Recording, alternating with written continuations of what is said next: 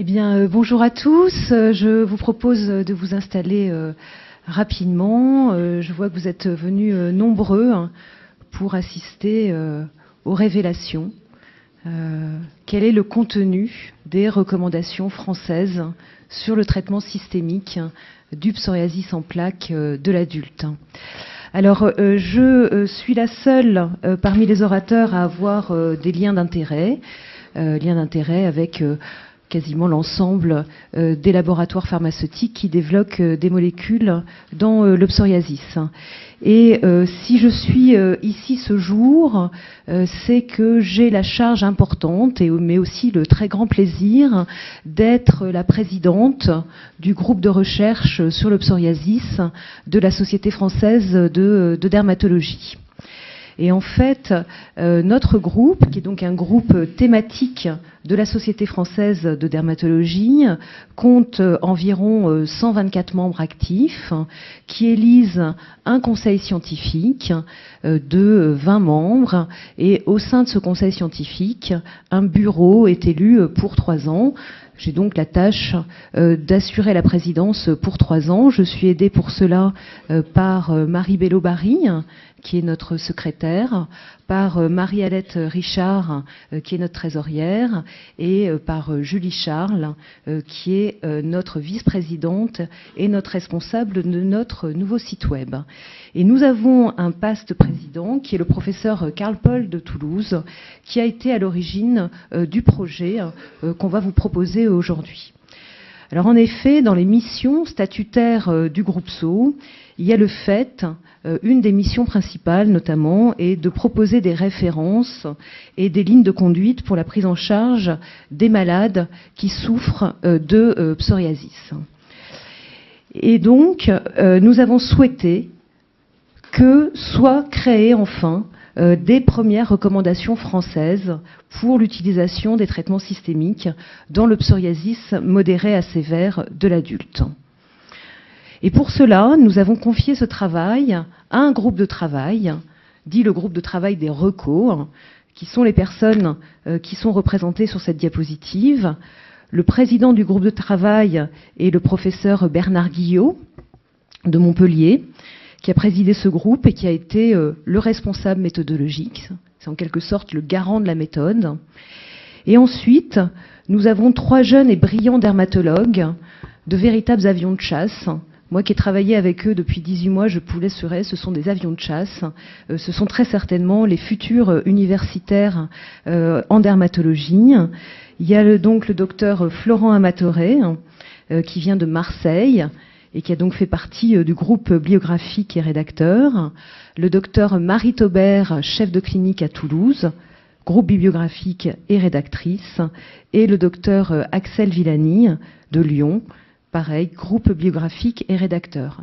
Et notre rôle, en fait, à nous, groupe de recherche sur le psoriasis, ça a été en fait d'établir une feuille de route sur une page A4, recto verso, et de la confier au groupe de travail. On a donc demandé au groupe de travail d'essayer, dans la mesure du possible, de répondre aux questions suivantes. Quels sont les critères pour débuter un traitement systémique? Quels sont les objectifs thérapeutiques? Quel bilan préthérapeutique à faire quand on envisage un traitement systémique? Et quelle surveillance au cours de traitement?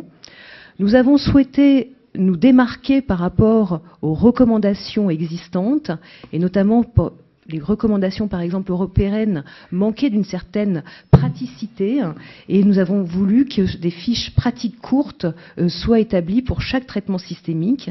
Et puis, on a voulu qu'il y ait des algorithmes de choix de traitement systémique en fonction à la fois de la forme de psoriasis, érythrodermique, pustuleux généralisé, etc., et surtout des comorbidités.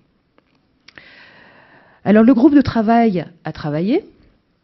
Et ensuite sont intervenus un certain nombre de relecteurs qui ont émis un certain nombre de commentaires, justifiés, pas justifiés, argumentés, pas argumentés, dont au final, le groupe de travail a tenu compte ou n'a pas tenu compte. Et ce groupe de travail a travaillé de façon complètement indépendante. Et l'ensemble du travail est fait sur leur responsabilité. Alors, un premier groupe de travail a été un groupe de travail de dermatologues hospitaliers issus du conseil scientifique du groupe Psoriasis. Un deuxième groupe de relecteurs était un groupe de dermatologues hospitaliers diligentés par la Société française de dermatologie, non membres du conseil scientifique du groupe PSO, et enfin des dermatologues libéraux mandatés par la fédération.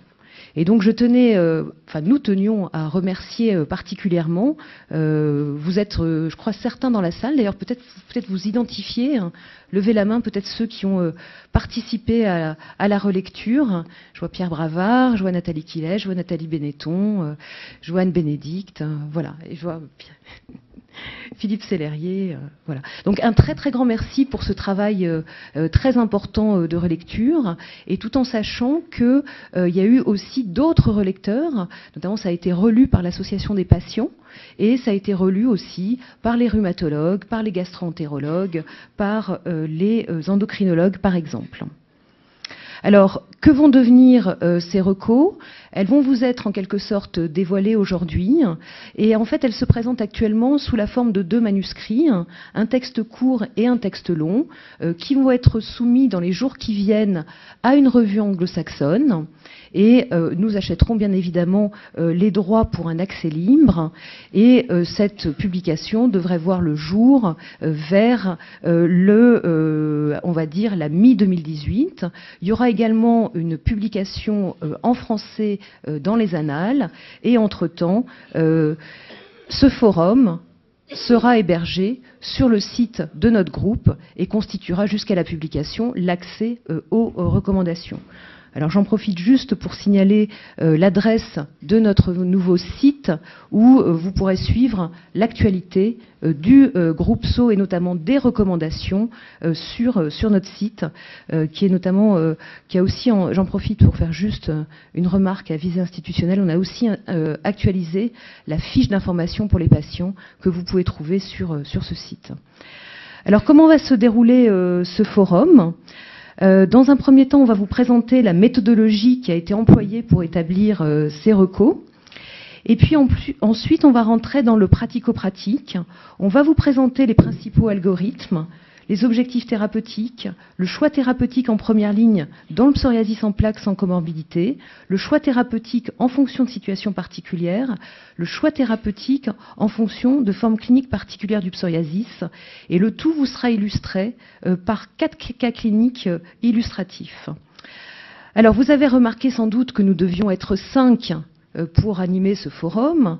Marie Taubert se trouve actuellement dans ce qu'on appelle un état intéressant.